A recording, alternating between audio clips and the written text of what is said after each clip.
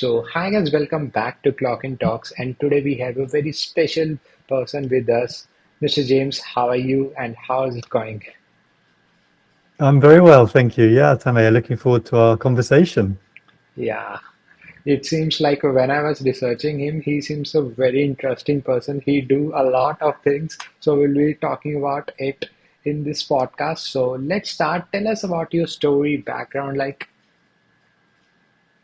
Okay, yeah. Briefly, I was born in Australia, but I grew up in London, okay, in the west side of London. And um, as a kid, I was quite interested in nature, and I used to explore the streets, and find spiders in the walls and things like that, right? We had no big wildlife in West London. We didn't have elephants and rhinos and things. We had spiders and birds, and I loved that. And I think as I got older, I got interested in other things, like we all do. Interested in music and sport and stuff. Um, and when I went to university, I ended up studying biology because of my love of nature. yeah, And I went into a career after university working really in nature conservation. So finding ways to protect wildlife in cities as well as in the sort of the wilder parts of the country. And I was lucky I worked overseas. I worked in Nepal, actually. I worked in Borneo, in Indonesia, and in different parts of this country. And as I did that, the more and more I did that, the more I realized how it helped me to be in nature. Actually, it really helped me feel calm.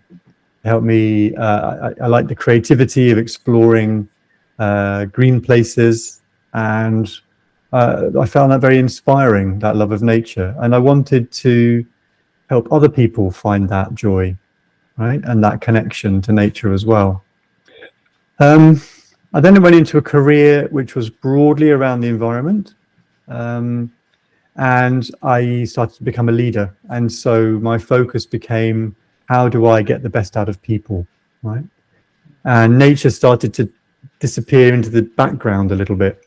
yeah, And my focus was about people and uh, leading teams and developing big projects to try and change things through people. And about 10 years ago, I realized that as a leader, I wasn't a very good coach.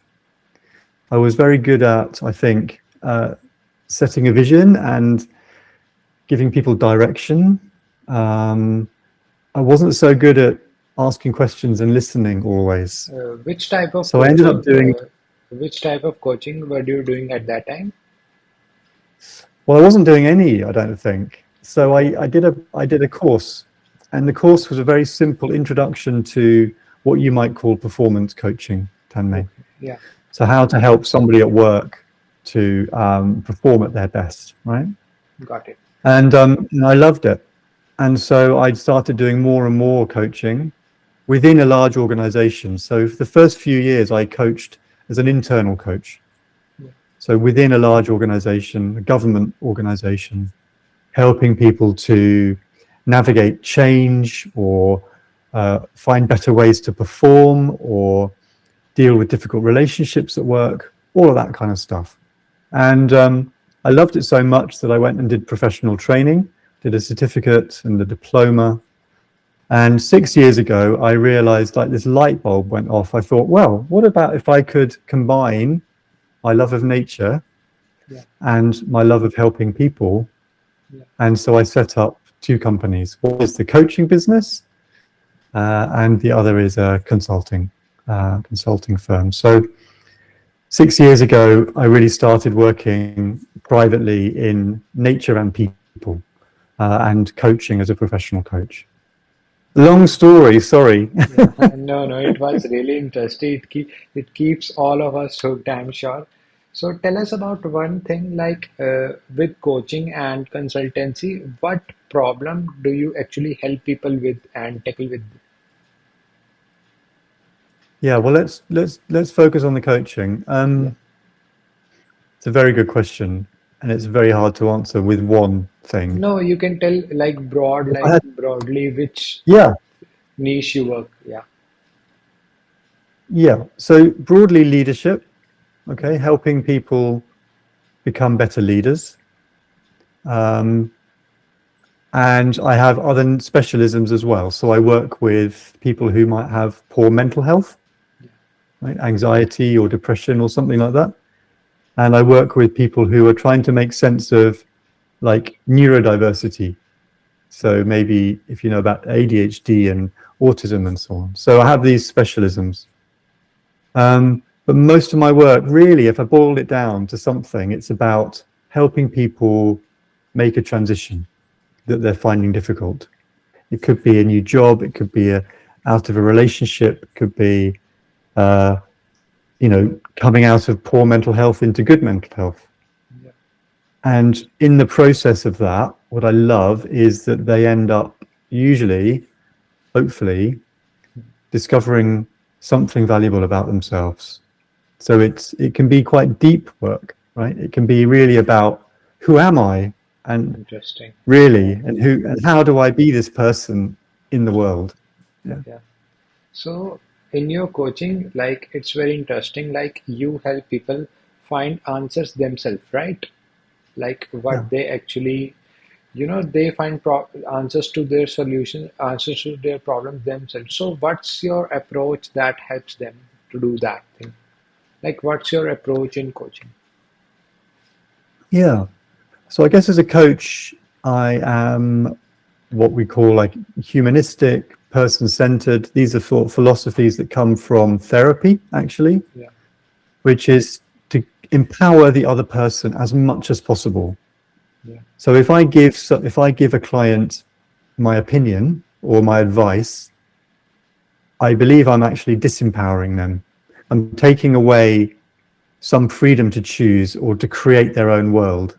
yeah, So really the approach is to help somebody work out what they want to be different in their life and to work side by side with them yeah, to get there, to get to that place. And that's about really deep listening, not just to what the client wants, yeah, but to what their world wants. So maybe, to be curious about what their boss wants or what their husband or their wife wants, or actually what the planet wants. yeah, Especially, working with influential people, their decisions have an impact on the planet. We can bring all of that work in, yeah. but it's always on the client's terms, in the client's language, with them in charge. Does that make sense? Yeah, yeah, that completely makes sense. Yeah. Yeah. So tell us about one thing like in your company, like natural coaching company, right? You provide Yeah. like nature-based coaching. What really about? Like what's it, what is it about? Like really? What is it? Yeah, it's a good question. Nature-based coaching is really about the system that we live in. We don't, you and I are not isolated in our rooms, Yeah, right? Separate from the rest of the world. We depend on nature for everything, the oxygen that we breathe, right? The wood on our tables, the water in our glasses. And for a very long time, coaching has ignored all of that. yeah, Coaching has been what are the targets you need to hit for your company, and yeah, how do I help you hit them, right? Or how do I double your revenue, or right, how do I fix your executive presence? yeah, And all of those things can be important, of course they can, but they don't exist in isolation. So for me, nature-based coaching simply is bringing the wider system into the work so that the changes that we make in our lives are more sustainable. They're more sustainable for us, for our clients, and they're more sustainable for the world. And how it shows up in practice can be really, it might be that I ask questions that brings that in to our conversation on Zoom or Google Meet like this. yeah, Or maybe we could go and take our work outdoors. yeah, And when we do that, there's another dimension because I don't know, you tell me what your experience of nature is in Delhi. I'd imagine that if you can find a quiet place, maybe somewhere in Delhi, yeah, you can feel what it's like when we're there compared to when we're in an office, right, or in at home. There's a quality of that. It makes us feel calmer. It's good for our health. It helps us be creative, right? And that all makes better coaching actually. yeah, Because to do great coaching, you need to be calm, you need to be creative. Yeah, you need all of these things. yeah, And nature actually provides a place for us to do that and build a relationship with nature as well as build a relationship with ourselves. Um, so that's that. And tell me, like, so do you have places that you go to where you have that experience yourself? yeah. Even I have experienced like when I feel a little bit of low or like confused, like as a founder, I go to a park like nearby. I journal there. I sit there for hours, and I think it really helps me a lot. It automatically helps me to get clarity and give me answers to the solution. I don't know why and why this happens, but Mm. it really happens. It really does. And there's really good science Yeah, that backs up that feeling that you have. yeah, And one of the things that I try to do is to bring that science to the coaching profession yeah, because some people need that evidence base, right, to be able to make a change. yeah, Um, and so, yeah, so I'm really interested in that science yeah, of nature based. What does it mean to be nature based yeah. in the way that we work and live? Yeah, honestly, I have done podcasts with many coaches and consultants before, but that point, like you help to connect people with nature as well as help them in find solution. That's really an interesting thing. So, can you share me Mm. a success story somewhat around like how a person connected with nature and found the solution to his problem? If you can share a story, it will really help as Wow, that's a really good question, and I hadn't prepared something, but I'll have to I'll have a quick think. yeah. Yeah, I mean, I'll give you one example. So I was working with a client by a large lake, Yeah, and they were planning out what they wanted the rest of their working life to be. yeah, So what was their career going to look like, right? What job did they want to have? And we were able to use, you know, if you and I were having that conversation like this over the phone or on Zoom, yeah, we might be a little bit in our heads, right? yeah, Trying to picture and imagine things. yeah, true. When we were outside, we actually were able to use the landscape. So I invited him to pick a place in the distance that he could walk to, and to imagine that that was this golden future, a golden future, right, Yeah, where everything was as he wanted it to be. And we walked towards it. And as we walked towards it, I was able to ask him questions about what was going through his mind, how was it feeling to yeah, start to approach this, what was becoming clearer. yeah, And when he got to that final place, he was able to stay in this place as if it was his yeah, future career, right? yeah, And feel it and describe it and actually use the lake and the trees and the roots under the ground. I remember him feeling the roots with his feet and feeling like, yeah, this is really, I'm really connected to this idea and this yeah, vision. yeah, And then look back from that future place at where he'd come from and start to plan, okay, what were the obstacles that I needed to overcome? What were the wiggles in the path that yeah, I needed to navigate? What were the choice points, right? yeah, And so by the time he came back to the beginning, he had the start of a plan yeah, for what his career looked like that was working with nature and using nature. And it wasn't just about taking from nature for him and his career. It was all what he also did was he started to realize that this was a beautiful place. And in some way, he wanted to be able to do something positive with his career yeah, for places like this. yeah, And so it's actually activated him in a desire to give back to nature. yeah, And this wasn't me prompting it, right? This was all coming from him and coming from the lake and the relationship in the session. So that was one example. Yeah. Does that resonate with you? yeah, yeah, definitely. And I think many people will relate with it. Like, as are most of the audiences, professionals and coaches, so they might relate that if they are stuck in their career or like if they sit in nature and spend time in there, they will like it will be really beneficial for them. Now tell us one thing that I'm Mm. really curious to ask, like what's Wilding Day retreat that you do? It seems really adventurous, Oh, so I'm an adventurous person. Tell us about that.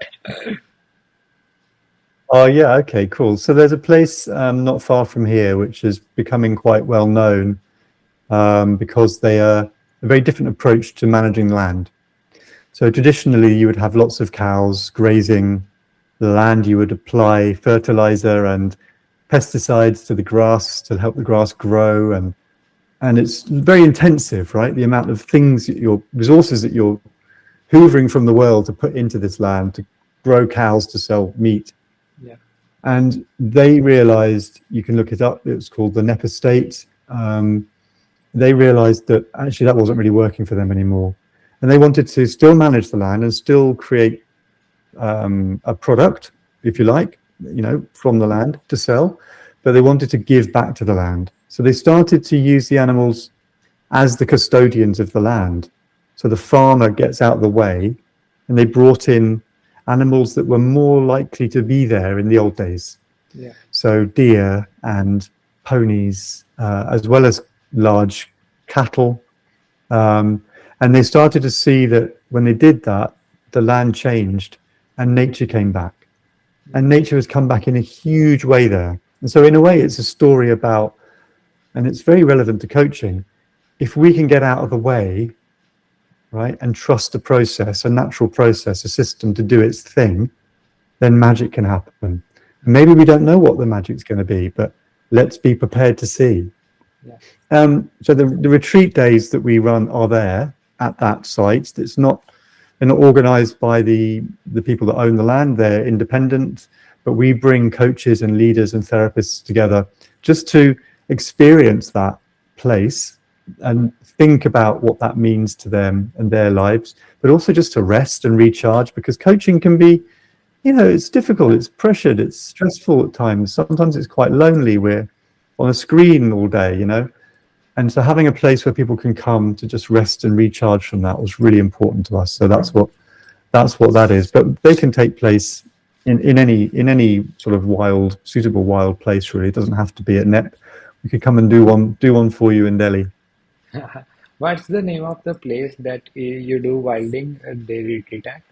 It's called, it's called the NEP estate, KNEPP Uh, estate. where is it? And the owner is in Sussex in England. And Okay, if you look at TED Talks, if you look at the recent TED Talks, the one of the owners, Isabella Tree, she's done a TED Talk about it, so you can look it up. okay. I'll put the link in the description and I'll Mm. watch on my own too. So now let's talk more deeply about your coaching career. Like, when did you start coaching, and who was your first client, and how did you get that? Tell us about that. So my very first coaching client was as an internal coach. So I told you I trained originally as an internal coach, and my very first coaching session with a client was outside. It's actually by the seaside, Yeah, um, and for a few years, that's what I did. I had clients come to me because they had a challenge within the organization, right? yeah, 6 years ago, when I set up on my own, obviously then I needed to find my own clients, private clients yeah, outside that organization. And so essentially I started to do what coaches normally do, I think, which is a mixture of stuff, right? Partly it's, who do you know? So what is the strength of your network? How do you leverage your network so that people know what you offer? They like you. They've already got a relationship with you. So then buying some coaching from you is easier, right? yeah, So that's the first strategy.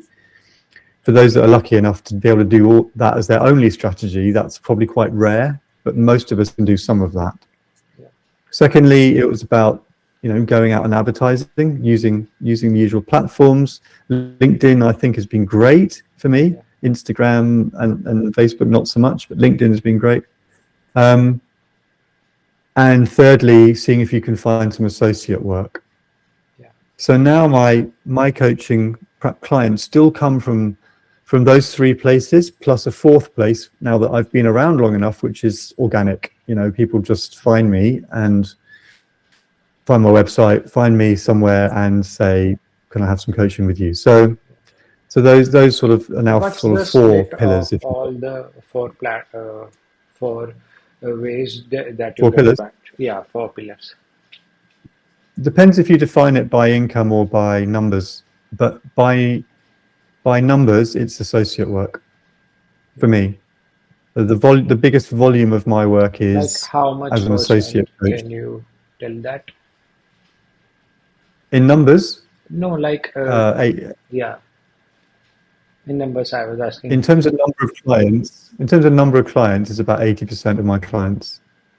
And the rest from social media and organic, right? Network, Yeah, uh, some kind of marketing, yeah, and organic. Marketing for me at the moment isn't something that I'm really doing. I'm not putting any energy and money into it. I am actually going to refresh my marketing and my brand and my approach soon. yeah, But yeah, so that's kind of where it comes from. But I also train coaches, so I think as a coach, it helps if you're not only relying on one-to-one coaching work, yeah, and also I like variety. And if I just only did one-to-one work all day long, I think I would maybe get quite burned out, right? yeah, yeah, And very tired of it. So I'm lucky because I've created a training program, right? So I'm training coaches. I'm doing speaking and workshops. I love doing that. So I can do that as well. And I'm also doing sort of specialist mentor coaching through the International Coaching Federation, yeah, which is kind of about professional skills development and the retreats and other things. So you start to kind of create an ecosystem yeah, of a service offer. yeah. You seems really interesting and smart person as well. So, but we have limited time. We all have commitments. We are at the end of this. So, but I think I need to do another podcast, like a part two with you too. But in this, Yeah, my last question is: sure. you have 2 minutes. You have the mic. You please share us your key learnings in your coaching journey, as well as something you just want to say to the audience, like. Okay. Oh, so my key learning is um, trust yourself and go for it. I think too many coaches think, well, I'm not good enough, or I need this many hours before people take me seriously, or, you know, I need a website, I need this, I need that. You don't. If you've done some good training, Yeah. then just go for it. And there will be people there that want what you offer. Yeah. Um, Like so people overthink a lot, yeah. yeah, it's very easy to overthink, isn't it? The coaching industry is growing um, over 60% in the last few years. Yeah, It's worth over 5 billion US yeah, dollars at the yeah, moment of the last count. So it's a growing industry. It's continuing to grow. There will yeah, be work there, I think. I yeah, think with AI coming down the track, I think we all need to be thinking about what's going to be different yeah, about us yeah, to AI. yeah, And I think we're understand. nature-based, being outdoors, mental health work, emotional, relational work, Yeah, that's going to last. yeah, I think the transactional performance stuff, yeah, that's going to be challenged by AI. So I think that will be the other thing. And what would I like to offer? Well, if you'd like to go to my website, you can subscribe, and there's loads of free resources on yeah, there. So there are things to read, to watch, to listen to, and if you wanted to have a chat, you can get in touch with me, and I'd like to hear from people. So yeah, especially keen to hear about the experience of coaching in India, and how it is at the moment in the industry there, yeah, and see if maybe there's some things that we could do together. yeah. Thanks a lot for coming to the podcast. And just tell us one last thing, where can people find you? You can find me at the Natural Coaching Company, Yeah, which is naturalcoachingcompany.com. okay. Do one thing, do share me all the links of socials and company as well. So guys, I'll put all the links in the description. And one thing I want to say that before ending the podcast is like there are many questions that are left on this, like AI and coaching and about mental health. I think we can plan another podcast on that too, but it was an amazing and one of my favorite podcasts that I ever done so far. I really like this. I yeah. So thanks for coming, Thank you. It's James. been a And pleasure. yeah. So thanks for coming and have a nice day. You're welcome. It's been lovely. Thank you, Tammy.